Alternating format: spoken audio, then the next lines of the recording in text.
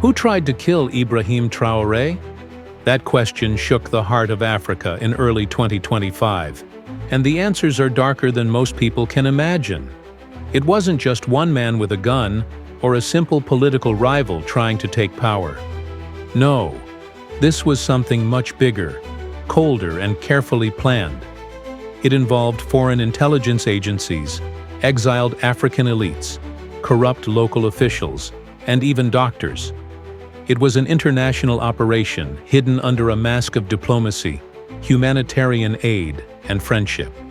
But the goal was clear: eliminate Ibrahim Traoré before he became too powerful, too popular, and too African for the West to control.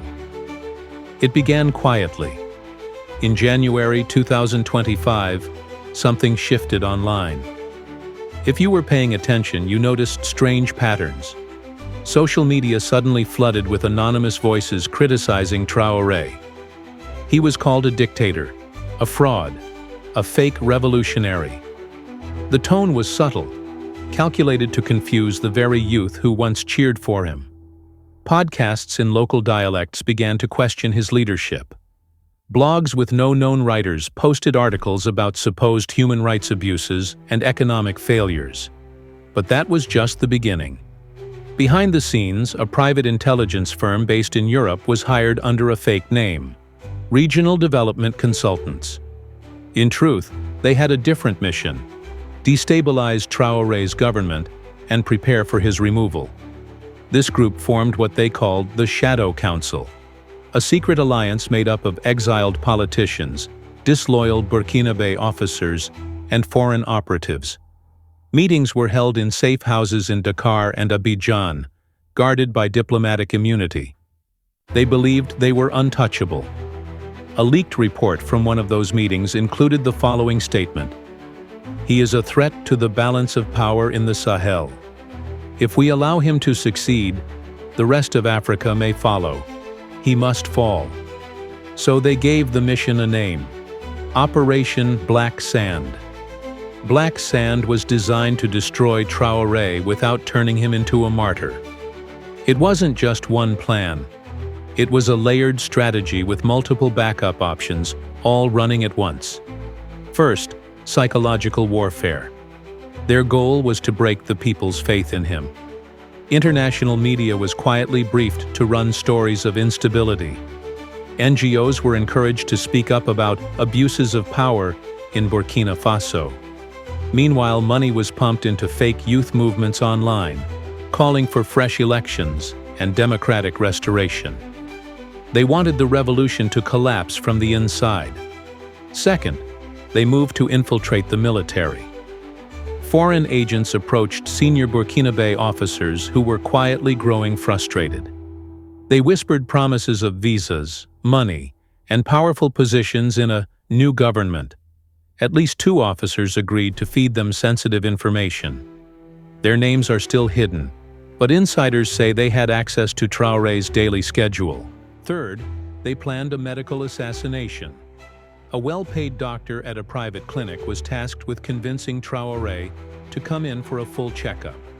During this visit, he would be injected with a slow-acting poison disguised as a vitamin shot. The plan was that weeks later his health would suddenly collapse. He would appear weak, confused, and incapable of ruling, and his enemies would move in while the public believed it was natural. But the most dangerous step was the sniper team. If all else failed, they had what they called a relief team, trained killers, brought into Burkina Faso under the cover of a European humanitarian agency. They posed as health workers, complete with ID cards and crates labeled emergency medical kits. Inside those crates, sniper rifles, thermal scopes, and radio jammers. The team had been trained in Eastern Europe and paid in cryptocurrency. Their target window was Unity Day, a national celebration where Traoré would give a public speech. The plan was simple: shoot him in front of the crowd, escape in the chaos, and let the country fall into confusion and blame. But something went wrong. A young female translator working for one of the European operatives overheard a conversation late one night in Dakar. She heard the words, "Black Sand," "Target Secured," and "Unity Day." Scared, she sent a voice message to her cousin in the Burkina government, a low-ranking official with just enough access to pass it forward. Within 24 hours, the president had the full report. He didn't panic. He didn't hide. He set a trap. When the sniper team moved to their final position near the Unity Day venue, they were surrounded. Traoré's elite security forces moved in swiftly.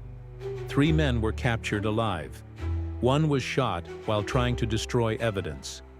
Inside their crates, soldiers found the full assassination setup: weapons, fake badges, and even a forged map of the Unity Day layout. The doctor had already vanished. The 2 traitorous officials were quietly removed. 1 reportedly escaped to Côte d'Ivoire under protection from foreign diplomats. Burkina Faso didn't name them, not yet. But internally, the betrayal was clear. The next morning, Ibrahim Traoré appeared on national television. Calm, focused, fierce. He didn't shout. He didn't cry. He simply said, "To those who come to us with handshakes in the day and knives at night, we say this: we are not children, we are not colonies, and we are not afraid." Since that day, everything has changed. Security is tighter. Intelligence sharing with Mali and Niger is stronger than ever. And Traoré no longer trusts easily. Not even those who claim to be friends. The world now knows. They tried to kill him. They failed. But they will try again. Because Ibrahim Traoré is no longer just a man. He is a symbol, a mirror reflecting the fear of those who know Africa is waking up and will never sleep again.